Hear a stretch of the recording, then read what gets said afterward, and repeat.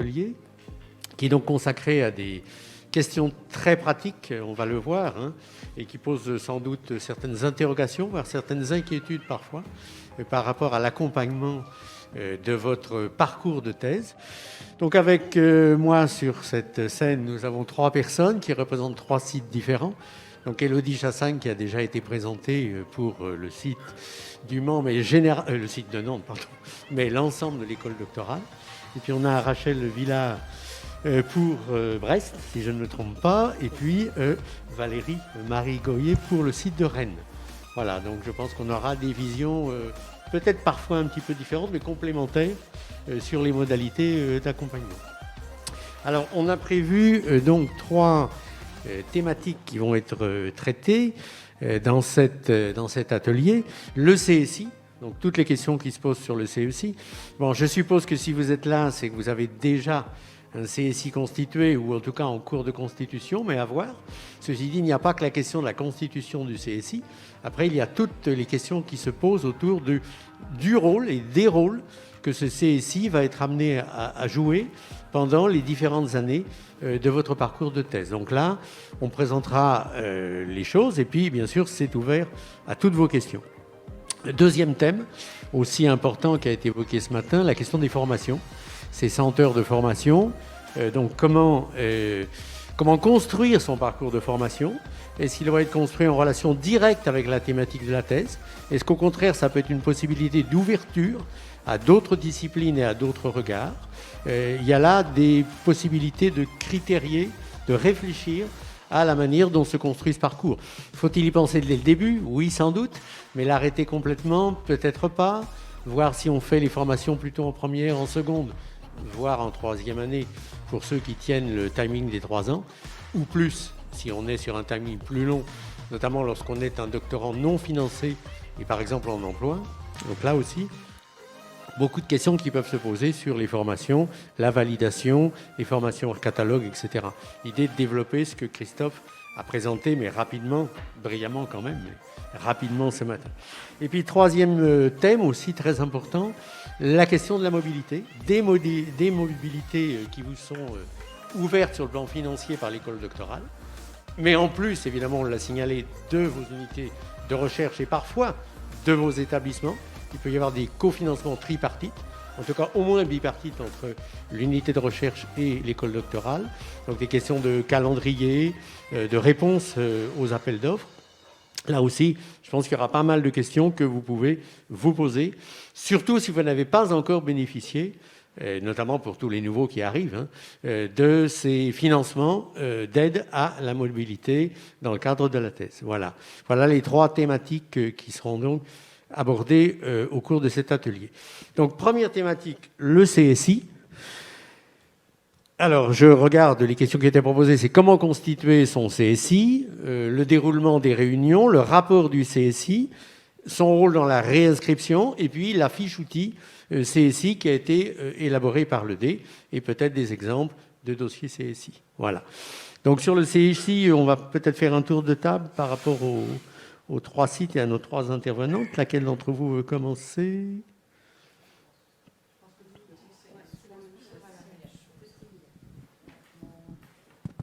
Si ça marche. Alors pour le CSI, je pense qu'a priori, il n'y a pas de différence selon les sites. Ça a été mis à jour un document qui a été fait justement qui a été proposé par le bureau, qui a été validé par le conseil. Donc a priori, voilà, on est sur quelque chose qui sera commun sur tous les sites. Vous avez dû commencer, pour ceux qui s'inscrivent cette année, à constituer, enfin au moins commencer à constituer vos comités de suivi de thèse. Il se compose de 2 personnalités extérieures à la thèse. Et du coup, il va falloir tous les ans, pour vous réinscrire, réunir ce comité. Vous allez rédiger un rapport d'avancement de votre thèse que vous allez leur soumettre. Et ensuite, ils se réuniront avec vous et potentiellement la direction de thèse, comme ça a été évoqué ce matin. Voilà, mais il faut qu'il y ait cette possibilité, comme a dit Christophe, qu'il y ait à minima un temps de possible sans votre direction de thèse pour pouvoir évoquer tous les sujets que vous souhaiteriez évoquer avec eux. Et donc ce document sera, le comité va rédiger un rapport et ce document sera nécessaire pour votre réinscription tous les ans. Sans ce document, il n'y a pas de réinscription possible, avec un avis favorable à la fin. Et vous aurez les années d'après, à partir du passage de la 3e à la 4e année, s'il y a une demande en plus de délai supplémentaire à fournir. Voilà pour les cas des premières années. Je pense que sur le CSI, en fait, on a fait le tour. Ah bah, c'est l'entretien tous les ans. L'entretien avec la direction, on ne fait pas ça à partir de la 3e année. Ah non, non. Mais vas-y, s'il y a une spécificité. Il y a peut-être des petites variantes, justement. Alors, on a un petit variant à Brest à partir de la 3e année. Si jamais vous avez une 4e année à demander, il y aura en effet une demande d'inscription supplémentaire à formuler. Il y aura aussi un entretien avec le directeur adjoint de l'ED pour le site de Brest, c'est-à-dire Gilles Kermarek, et c'est lui qui donnera la validation finale avant signature par le président de l'université. Une petite étape supplémentaire, donc. Ouais. Alors du coup, je vais vous montrer sur le site de l'ED. Donc sur le site de l'ED, vous avez toutes les informations nécessaires. À chaque fois que vous avez une question, vous allez sur le site et vous allez trouver. Alors pour le comité de suivi, vous avez différents documents qui sont ici. Donc vous avez le formulaire que vous devez faire remplir au comité. Donc c'est un formulaire, un rapport en fait du CSI que vous devez envoyer en amont à votre comité, en amont de la rencontre en fait. Et ensuite, après ce comité, le comité va remplir le rapport. Donc je passe. Voilà. Donc là, par exemple, ça va être la partie sur la rencontre individuelle avec le doctorant. Est-ce qu'il est bien intégré à son équipe de recherche? Est-ce qu'il rencontre des difficultés? Ça, c'est des questions que le comité peut vous poser lorsque la direction de thèse n'est pas là, à la fin du comité. Et donc, le comité remplit ce rapport et donne son avis favorable ou non, ce qui vous permet de vous réinscrire ensuite pour l'année suivante. Et le deuxième document dont vous pouvez avoir besoin, c'est la fiche outil qui est ici. Hop, voilà, qui regroupe en fait toutes les étapes. Alors la composition du comité, normalement c'est presque fait, mais ensuite toutes les étapes à faire en amont de ce CSI, donc contacter les membres, rédiger le rapport de CSI, puisque vous devez rédiger un dossier à envoyer également à votre CSI, envoyer ces documents au comité, l'entretien, voilà les différentes étapes de l'entretien, même s'il peut y avoir des disparités en fonction des comités, ça reste globalement toujours la même chose. Et ensuite, après le comité, qu'est-ce qu'on fait? On demande au comité de remplir ce rapport et ensuite on l'envoie au pôle doctoral, si je ne me trompe pas, et ensuite il vous donne l'autorisation pour vous réinscrire. Alors, au niveau du CSI, est-ce que vous avez des questions? Ça peut être des questions... Juste une petite précision sur le calendrier des CSI. Il vous sera demandé, a priori, la campagne est souvent lancée au printemps, avec une date de retour demandée qui est souvent fin juin, puisque les réinscriptions doivent être faites en septembre-octobre maximum. Comme disait Christophe tout à l'heure, par exemple pour les dossiers de soutenance où il y a des délais qu'on ne peut pas réduire au niveau des signatures, pour le CSI c'est pareil. À partir du moment où il y a des signatures de différents partis, voilà, si on donne une date de retour pour fin juin, essayez de le tenir, il y a des raisons.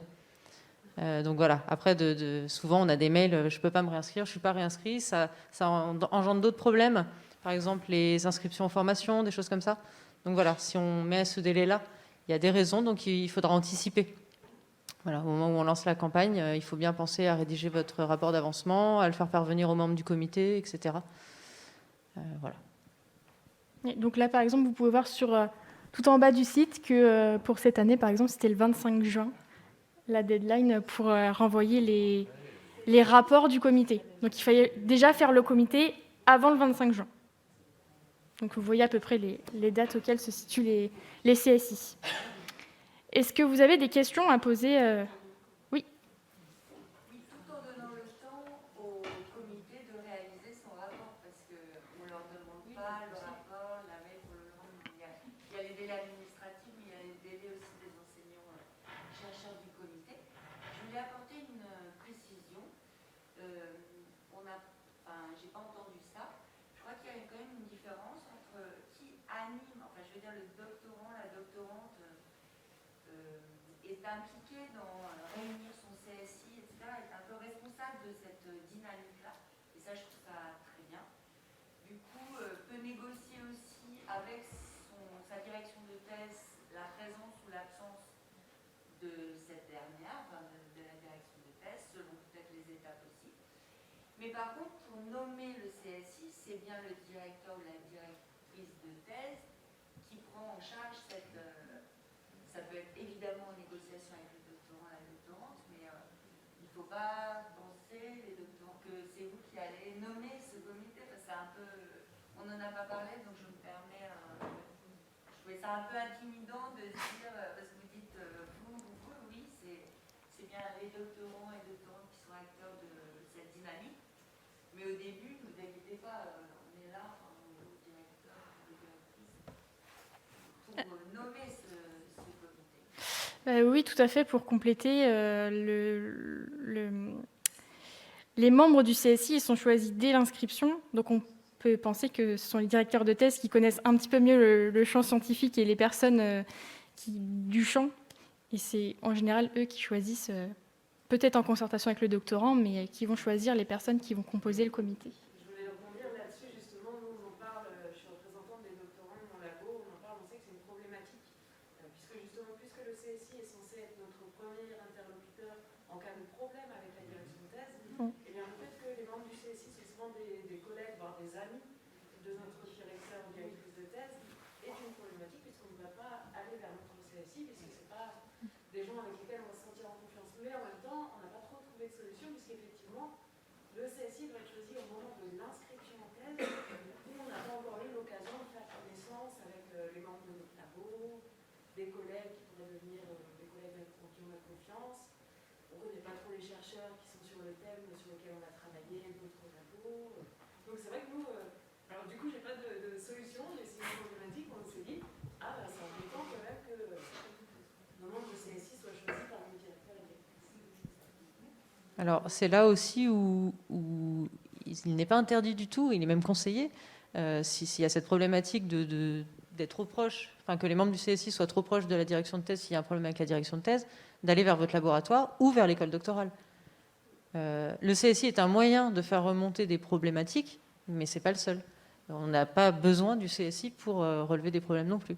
Donc il n'y a aucun souci à passer à l'étage d'au-dessus si finalement cet étage-là... Justement, c'est vous, Madame Chassagne, si on est à Nantes, parce qu'on n'a pas d'interlocuteur très décrit, on ne sait pas qui. Alors ça peut être via la gestionnaire de site qui est actuellement Hélène Tourini, ça peut être à l'adresse de la gestion de direction, donc moi, ça peut être le directeur 2D directement, peu importe.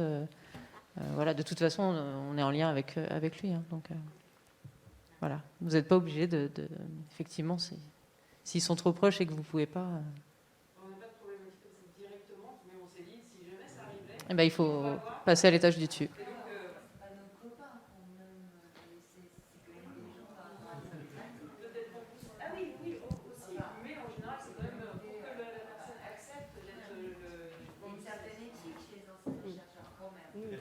Un troisième qui peut être proposé par le doctorant.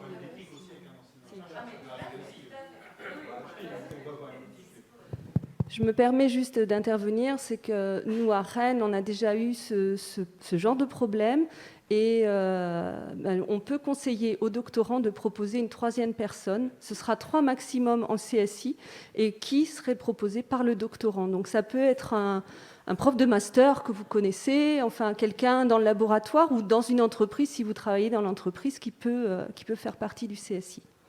Voilà. Ça peut aussi régler des problèmes.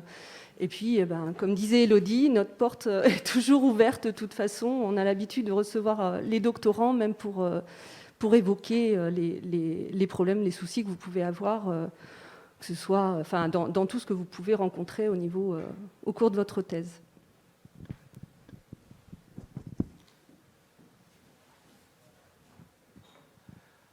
Bonjour, oui, enfin, c'est une question un peu moins urgente, mais est-ce qu'il y a il y a eu des informations un petit peu contradictoires là-dessus. Je ne sais pas si les règlements nationaux sont bien arrêtés, mais est-ce que j'avais compris que les membres du CSI ne pouvaient pas faire partie du jury de soutenance, et il y a d'autres informations comme quoi c'était possible, mais qu'ils ne pouvaient pas être rapporteurs de la thèse. Donc j'aimerais aimer savoir quelles étaient les règles précises là-dessus. Il y a un arrêté national de 2016 sur la constitution des CSI et leur rôle. Alors le CSI, effectivement, ils ne peuvent pas être rapporteurs de la thèse. En revanche, ils peuvent tout à fait, et c'est fréquent, être membres du jury de thèse.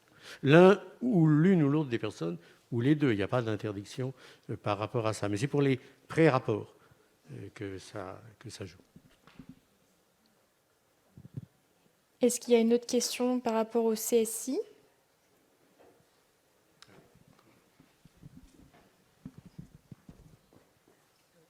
Non, ma question. La première chose, c'est que on ne l'a pas trop signalé ici, mais nous, on nous a dit, avec mon directeur, que finalement, il ne fallait pas que les deux personnes du CSI soient de la même université aussi. Et c'est marrant, je ne sais pas où c'était écrit, ça devait bien être écrit dans l'arrêté, mais que je n'ai pas lu à l'inscription. Donc, des fois, on fait ressortir sur ces longs arrêtés, on fait ressortir des informations. Et dans le règlement intérieur de l'école doctorale, donc vous pouvez consulter. Et du coup, et c'est vrai que ça rejoint un petit peu vous trouverez le formulaire, etc. Mais j'ai l'impression qu'effectivement, on se retrouve un peu dans une double position. On a l'impression que c'est nous qui réunissons le CSI. Et quelles connaissances, finalement, ont les personnes qui ont été choisies. Elles connaissent forcément comment ça fonctionne un CSI. Comment elles sont formées ou informées. Je m'interroge là-dessus. Oui. Je peux vous répondre, pas seulement en tant que directeur adjoint de l'école doctorale pour l'un des sites, mais en tant que directeur de thèse, ayant donc des doctorants avec des CSI, et aussi en tant que membre d'un certain nombre de CSI extérieurs en France ou à l'étranger, sur le fonctionnement des CSI. Le rôle du CSI, tel qu'il a évolué depuis l'arrêté de 2016, il y a eu une évolution par rapport à ce qui existait auparavant, où il y avait plus un regard scientifique lié à l'avancement scientifique de la thèse et sa problématisation. Là, le rôle du CSI est plus, je dirais, un rôle d'accompagnateur d'un bon déroulement du parcours de jeunes chercheurs qui se situe dans le cadre de la thèse. Donc, pas spécifiquement et sur l'avancée scientifique qui est entre les mains de la direction de thèse et du laboratoire dans lequel la thèse est inscrite. En revanche, la faisabilité, le stress, les problèmes personnels, des difficultés ou des réussites aussi qui arrivent dans le parcours de thèse, ça, je dirais, c'est de l'ordre du CSI. Vous avez vu d'ailleurs dans les intitulés du rapport, là où on demande au CSI de se prononcer. Bon, c'est le bon avancement de la thèse, mais ça ne veut pas dire que forcément la méthodologie correspondait parfaitement ou qu'on a obtenu les résultats. C'est voir comment ça se passe. Et c'est pour ça que c'est entre les mains du doctorant. D'avoir une instance finalement extérieure à la relation avec la direction de thèse, qui peut très bien se passer, et on l'espère dans la plupart des cas quand même, mais qui est liée vraiment à la problématique scientifique, d'avoir donc une instance extérieure pour avoir un autre regard sur ce qui se passe. Et c'est pour ça que le CSI peut aussi jouer un rôle très intéressant par rapport aux risques de dérive, aux risques de conflit, aux risques d'incertitude qui peuvent arriver à certains moments et finalement déboucher éventuellement sur un conflit, un clash entre la direction de thèse et le doctorant. C'est pour ça que c'est entre ses mains, on lui donne une responsabilité de réunir ce CSI avec ou sans la direction de thèse, comme on l'a évoqué, ou en tout cas si la direction de thèse est là pendant une partie de la réunion, mais pas la totalité. Il est impératif qu'il y ait un moment où la direction de thèse n'est pas présente. Non pas pour que le doctorant se déchaîne sur sa direction, mais qu'il puisse évoquer des choses qu'il aurait du mal à dire en présence de sa direction de thèse. Vous voyez ? Mais ma question, c'est comment les membres du CSI, soit ils ont déjà eu cette Ah oui. là, on peut imaginer qu'il n'est jamais fait. Les deux membres partis d'un CSI, comment ils sont informés Donc les membres du CSI, normalement, connaissent l'arrêté, sont eux-mêmes membres d'un laboratoire, ont éventuellement des doctorants déjà, donc ont une pratique de ce qui se passe dans les CSI. Mais c'est vrai que ça renvoie d'ailleurs à la carrière des enseignants-chercheurs. On en parlait avec des collègues à midi, pendant le déjeuner, au fait qu'on n'a pas forcément une formation dans la carrière d'enseignants-chercheurs à ce qu'est l'encadrement d'une thèse. Et finalement, ça se fait en souvenir de sa propre thèse, habilitation de recherche, etc. Mais aussi, je dirais, sur le tas, ou en discutant avec des collègues. Et d'ailleurs, l'école doctorale avait envisagé, et c'est encore envisagé, on n'a pas eu le temps de le faire, mais de proposer une formation à l'encadrement de thèse auprès des nouveaux HDR, des personnes qui sont donc habilitées à diriger des recherches, pour effectivement les aider à prendre à la mesure de ce que c'est que l'encadrement d'une thèse, qui est quelque chose qui peut être extrêmement, alors qui est très riche, très intéressant, mais qui peut être aussi prenant et parfois stressant. Et c'est vrai qu'il y a des manières de faire, un dialogue qu'on a avec le doctorant.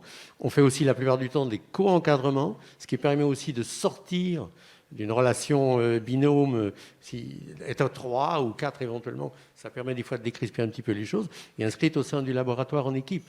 Le doctorant, il a plusieurs niveaux de relations, les autres doctorants aussi, de la même direction de thèse ou du même labo. Donc c'est vrai que vous aussi, vous avez un métier à apprendre. On en parlait tout à l'heure dans la table ronde. Il y a aussi une formation professionnelle dans le cadre de la thèse, où on apprend effectivement à gérer du relationnel, un projet ancré dans d'autres projets au sein d'une structure qui est un laboratoire. Et de ce point de vue-là, je dirais, pour répondre à la question, c'est vrai qu'on apprend en faisant. On apprend par rapport à des difficultés qui peuvent apparaître à certains moments, voir comment on peut les gérer et comment éviter évidemment qu'elles ne dérivent. Dans une thèse, je le dis aux ceux qui viennent d'arriver, il y aura des moments difficiles. Il y a toujours des moments difficiles à une certaine étape, même si ça avance bien, etc. Donc après, la question est de gérer ces moments-là, le stress qui peut arriver, les incertitudes ou les inquiétudes que l'on peut avoir, et que la pandémie n'a fait d'ailleurs qu'amplifier. Pour les doctorants qui sont inscrits depuis 2 ans, là, ça a été parfois difficile à gérer cette situation. Voilà, on apprend en faisant et en partageant, un peu comme vous, ça, on apprend ensemble. Alors après, quand on a fait un certain nombre de CSI, de réunions, bon, on voit un peu comment on peut envisager les choses. Pour renvoyer au problème d'éthique. Alors, merci pour vos questions et pour les réponses. On va maintenant passer au deuxième sujet de cet atelier, c'est les formations. Alors, ça va passer déjà par la présentation des formations, comment ça se passe sur les horaires, même si on en a parlé un petit peu ce matin, on va réapprofondir un petit peu. Et on va aller aussi regarder la plateforme Amétis pour s'inscrire, comment on s'inscrit au final à ces formations. Alors du coup, pendant la durée de votre doctorat, vous aurez donc 100 heures de formation à réaliser. Ça paraît énorme, mais si vous regardez un peu la grille des équivalences ou le nombre d'heures de chaque formation proposée, vous verrez vite que c'est assez vite fait si on s'y met dès le début. Donc les inscriptions aux formations vont toutes se faire via Amétis, qui est la plateforme où vous êtes inscrit pour les nouveaux doctorants. Et la plateforme qui est nouvelle pour les anciens. Peut-être avant les équivalences, je vais parler des formations proposées. Alors vous avez trois propositions de formation. Il va y avoir l'école doctorale qui propose un catalogue de formation. Donc pour cette année-là, il n'y en a qu'une pour l'instant, puisqu'on finit l'année 2021. Le catalogue va s'ouvrir au fil de l'année. Courant 2022. Donc vous en verrez un petit peu plus. Actuellement, vous devez peut-être en voir un petit peu de vos pôles doctoraux ou de l'école des docteurs. Voilà, ça va être les 3 organismes qui vous proposent des formations qui vont être mises au fil que vous allez voir apparaître au fil des ouvertures sur la plateforme. A priori, avec la Amétis qui est arrivé à la rentrée, les nouveaux doctorants se sont donc inscrits sur Amétis, mais ne seraient pas basculés au moment de l'inscription.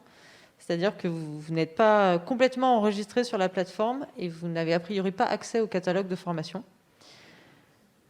C'est en cours d'être réglé. Je ne peux pas vous en dire plus, mais voilà, a priori, vous ne voyez donc pas les formations proposées et vous ne pouvez pas candidater. Donc on espère que ça va être assez vite réglé. Donc peut-être se mettre sur Amétis pour voir du côté doctorant à quoi ça ressemble pour candidater à une formation. Alors Amétis, ça ressemble à ça. Et ensuite, vous allez donc dans l'onglet formation, catalogue. Et vous avez toute une liste de formations. Alors, pôle doctoraux, école doctorale, pas que ELIC. Mais ensuite, vous pouvez cocher ce que vous voulez. Et par exemple, si vous cherchez ELIC, et ben normalement, j'en ai une seule. Voilà, c'est la formation de début décembre. Et donc, ensuite, vous avez, si vous allez sur la petite flèche, toutes les sessions et le programme, le descriptif de la formation.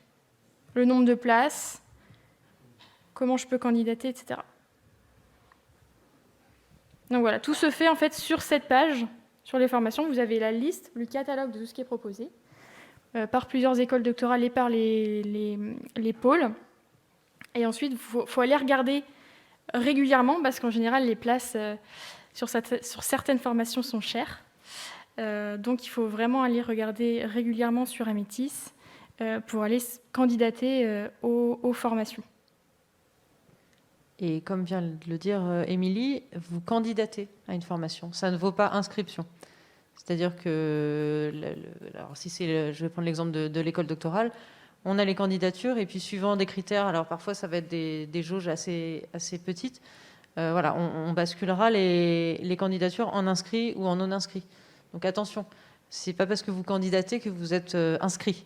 Il faudra vérifier au fur et à mesure si c'est bien le cas. Et puis, si vous avez un empêchement entre le moment des candidatures et le moment où on bascule en inscrit, voilà, pareil, vous désinscrire. Si vous savez déjà que vous ne pourrez pas venir parce qu'il y a 2 formations le même jour et que vous n'avez pas fait attention, parce que vous avez un empêchement, voilà, se désinscrire. Et si ce n'est plus le cas sur la plateforme, bien prévenir l'organisme donc soit l'école doctorale, soit le pôle doctoral, soit l'école des docteurs, l'organisme qui organise la formation pour qu'on puisse passer quelqu'un qui est sur liste d'attente en inscrit. Voilà, parce qu'on a effectivement, comme l'a rappelé Christophe, beaucoup d'absentéisme aux formations. Et voilà, il faut qu'on arrive à régler ce problème pour les doctorants qui ne pourraient pas assister à la formation, vis-à-vis des formateurs. Et puis, ça a un coût, les formations, donc pour l'école doctorale aussi. Est-ce que vous avez des questions à propos des formations ? Ouh là là, oui. Pas toutes les prendre parce qu'on est en timing serré. La mienne est très simple. Peut-être ai-je mal regardé, pourtant j'ai cherché, j'ai bien vu les équivalences en heures, etc., des différentes formations ou participations à des colloques. En revanche, je n'ai pas réussi à trouver un modèle d'attestation. Dans 15 jours, je dois participer à un colloque. Je fais une prestation dans un colloque et je ne vois pas de modèle d'attestation. Donc, je ne sais pas trop comment faire, en fait.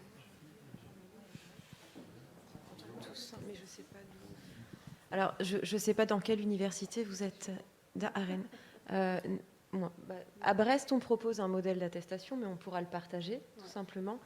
Un modèle d'attestation à faire... c'est ça.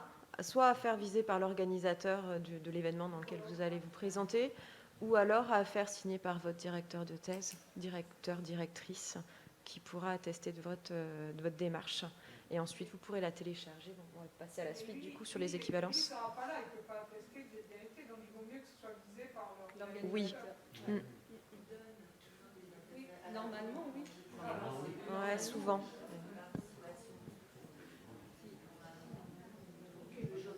Généralement, ils sont habitués, ils ont prévu des attestations de présence ou voilà, des choses... Je posais la question parce que j'ai toujours vu des tas de doctorants qui avaient un document déjà à leur possession et qui venaient faire tamponner. Et moi, je suis partie dans cette idée et c'est ce que j'ai recherché.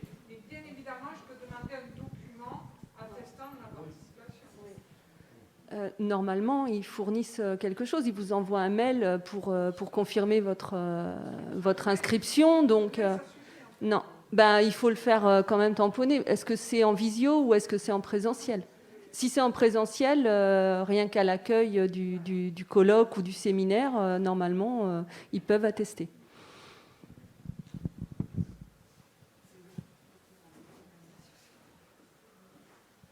Bonjour, moi je travaille à temps plein en fait, et donc pour avoir aux formations, ce matin vous avez dit qu'on pouvait avoir une réduction des heures et que c'était marqué en première année. sauf que je suis en deuxième année et que je ne savais pas. Est-ce que c'est grave? Le Covid étant passé par là, c'est vrai que je suis dans ceux qui ont fait 2 ans de thèse dans le Covid l'année dernière, donc voilà, il y a beaucoup de choses que j'ai zappées. À partir du moment où vous pouvez justifier votre demande par une activité salariée, on la traitera quand même si Ok. vous n'êtes pas en première année. Donc pendant le Covid, j'ai fait des MOOC et à qui je ne savais pas qu'il fallait envoyer aussi mes attestations. Il faut déposer ça sur Amétis, c'est ça? Alors, justement, on va faire la transition sur les formations hors catalogue. Ça va peut-être répondre à certaines questions. Toutes les formations qui ne sont pas proposées dans le catalogue de formation, vous pouvez faire une demande d'équivalence en heures. Donc, c'est sur Amétis aussi. Et vous avez sur le site de l'ED une grille déjà d'équivalence qui peut vous donner une idée par rapport à ce que vous avez fait déjà, de savoir à peu près combien d'heures ça vous donnera. Mais je me suis inscrite sans demander à une demande préalable. Alors, c'est pas grave non plus. Si c'est des choses qui sont dans la grille d'équivalence, c'est pas gênant. Le seul cas où il faut faire une demande préalable à l'ED, c'est vraiment quand c'est des formations spécifiques. Voilà, c'est pas des communications, c'est pas des participations à des colloques, à des choses comme ça. D'accord. Et une dernière question. Moi, ce n'est pas une demande d'attestation de présence qu'il me faudrait pour mon employeur, donc le principal du collège où je suis, c'est une demande d'attestation d'inscription pour lui demander qu'il autorise que je sois absente du collège ce jour-là, que je sois remplacée. Ça, je pourrais te fournir Ok, sans d'accord. souci une attestation d'inscription pour ton Ok, employeur. merci beaucoup. Une dernière question peut-être? Oui, j'ai une question parce que c'est pas très clair. C'est marqué qu'on peut valider jusqu'à 20 heures de formation externe, mais en fait, quand on regarde le catalogue d'équivalence, c'est marqué c'est le plafond de 70 heures en fait. Et donc, comme nous venons de laboratoire de psychopathologie et psychanalyse, les formations proposées sur le site Amétis ne sont pas liées à notre discipline. La plupart des formations, c'est vraiment difficile de trouver quelque chose qui est lié au projet de thèse. Et donc, nous assistons beaucoup aux journées et aux colloques qui sont hors de catalogue. Mais c'est pour ça que c'est très important juste de savoir combien d'heures on peut, en fait, c'est 20 heures ou c'est 70 heures. Alors, les 20 heures que vous évoquez, c'est sur la grille d'équivalence dans les suivis d'une formation hors doctorat Bretagne-Loire, c'est ça? Alors, en fait, pour ces formations-là, c'est par formation, même si c'est une formation qui dure 124 heures, vous n'aurez que 20 heures de validé par formation. Mais ça peut se cumuler avec d'autres choses. Donc, c'est jusqu'à 70 heures. C'est ça. Ok, très bien. Toutes les formations en catalogue, voilà, c'est maximum 70 heures. Sachant qu'il y a déjà l'obligation à la formation à l'éthique qui rentre dans les formations en catalogue, ça laisse plus grand-chose à faire obligatoirement dans les formations proposées par les écoles doctorales, les pôles.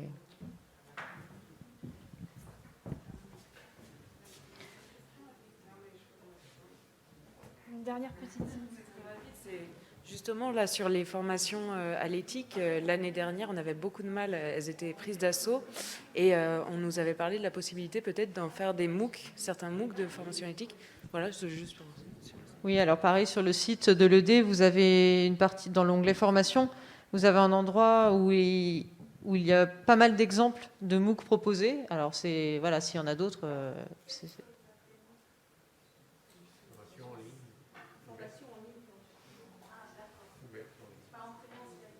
Oui, c'est sur Internet. Et vous pouvez tout à fait les faire valoir pour les formations obligatoires à l'éthique, parce qu'effectivement, il n'y en a pas beaucoup et elles sont prises d'assaut. Excusez-moi, très concrètement, pour notre participation aujourd'hui, normalement, comment on fait pour... Vous allez sur Amétis, vous faites une demande d'équivalence. Le justificatif sera la liste d'émargement que vous avez signée, qui sera transmise au gestionnaire de site pour qu'elle puisse valider. On est dans un cas concret, du coup. On va devoir passer à la dernière partie, je suis désolée. Oui, allez-y.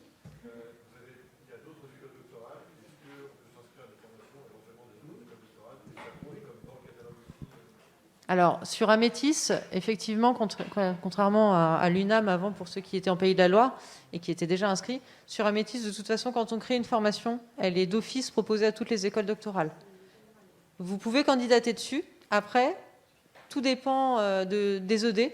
Certaines vous rayeront d'office parce que vous n'êtes pas de leur ED. Certaines vous accepteront. Et peut-être dans certains cas oui, dans certains cas non. Voilà. Mais vous pouvez candidater. Et si vous êtes retenu, elle sera même dans les formations, pas hors catalogue, hein, ça sera dans les formations dans les autres. Alors, il nous reste encore quelques minutes. Après, on vous libérera pour un autre atelier, si vous souhaitez. Sur la question des appels d'offres mobilité, on peut peut-être commencer par la page sur le site. Pas de souci. Donc pour les appels d'offres mobilité, il y a 2 campagnes par an, puisque ça marche par semestre. En ce moment même, on a la campagne pour le premier semestre 2022 qui est lancée. Les candidatures sont jusqu'au 3 décembre, si je me souviens bien, puisque ça sera étudié au conseil du 16 décembre par le conseil de l'ED. Vous avez sur le site de l'école doctorale tous les critères qui sont repris, les critères d'éligibilité, les formulaires de demande, les sommes attribuées suivant où vous vous déplacez, si c'est en France, en Europe, hors Europe. Voilà, toutes les informations sont sur le site. Quand on lance les appels d'offres, vous êtes informé par mail sur vos mails étudiants par vos gestionnaires de site. Donc voilà, ceux qui ne vont pas forcément régulièrement sur le site, il y a des alertes. Et pour information, une fois que vos subventions sont attribuées, enfin sont accordées par le conseil, pareil, on communique, on vous informe de l'acceptation ou du refus. Alors pour l'instant, on n'a pas été amené à refuser puisque le budget correspondait aux demandes, mais vous êtes alerté. Et vous devrez fournir, après votre déplacement, tous vos justificatifs de dépenses pour qu'on puisse ensuite verser la subvention. Et la subvention est versée à l'établissement pour reversement au laboratoire et éventuellement après reversement à l'étudiant si c'est vous qui avez avancé. Alors ça à voir. Voilà. Mais c'est en aucun cas vous qui toucherez directement la subvention. Et c'est bien après le déplacement.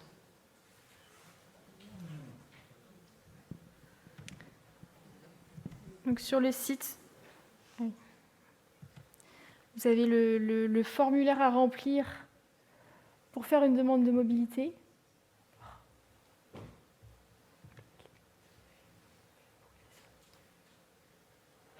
Donc on vous demande de renseigner le budget, etc., le motif. Et vous l'envoyez avant de partir, bien sûr.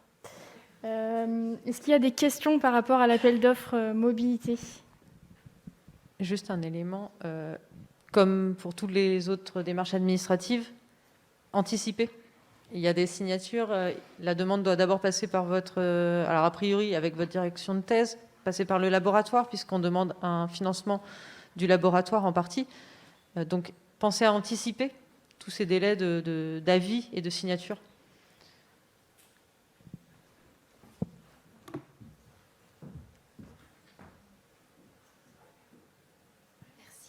J'ai une question, ça concerne plutôt les DOM-TOM ou en particulier la Polynésie. En tout cas, est-ce que ça compte comme destination à l'international ou pas ? Est-ce que ça peut compter comme mobilité à l'international ou pas ?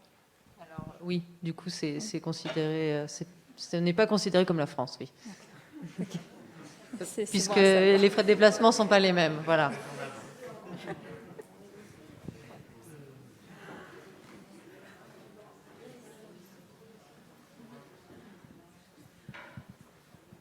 Je ne suis pas sûre. Est-ce qu'il faut obtenir d'abord l'accord, parce que les financements, d'après ce que j'ai compris, sont toujours doubles, une part du labo, une part de l'ED. Est-ce qu'il faut obtenir d'abord l'accord du côté de l'ED ou du labo ? Parce que ce n'est pas très clair pour moi, ça. Sur le formulaire, il faut qu'il y ait l'accord du laboratoire, d'abord. Il faut que quand ça arrive à l'école doctorale, il y ait un avis du laboratoire, un avis de financement ou un bon justificatif pour expliquer pourquoi ils ne peuvent pas prendre leur partie de financement. Mais il faut d'abord que ça soit passé par le laboratoire. Et pareil, si vous avez des colloques ou des choses où vous n'avez pas encore la réponse, rien n'interdit de candidater à l'appel d'offres. Et si vous n'êtes pas retenu, voilà, vous dites que c'est annulé, mais n'hésitez pas à candidater quand même. N'attendez pas la réponse qui parfois arrive trop tard par rapport à l'appel d'offres. S'il n'y a pas... Il reste une question ? Allez, une dernière question. Pour conclure. En fait, c'est une question sur le point précédent, c'était sur les formations. Elle m'est revenue, je suis un peu désolé. Les senteurs de formation, elles doivent être validées sur toute la durée de la thèse ou seulement on n'a que les 3 premières années d'inscription pour les valider? Alors normalement, ce n'est pas les 3 premières années, c'est les 3 années de thèse. Mais vous avez 100 heures à faire durant votre thèse. Voilà. Donc au moment du dépôt du dossier de soutenance, il faut une attestation de formation avec vos 100 heures. Donc s'il n'y a pas d'autres questions, on va maintenant conclure. On a largement dépassé le temps imparti. Et donc je voulais qu'on remercie les gestionnaires de site, gestionnaires de direction et directeurs adjoints de l'école doctorale.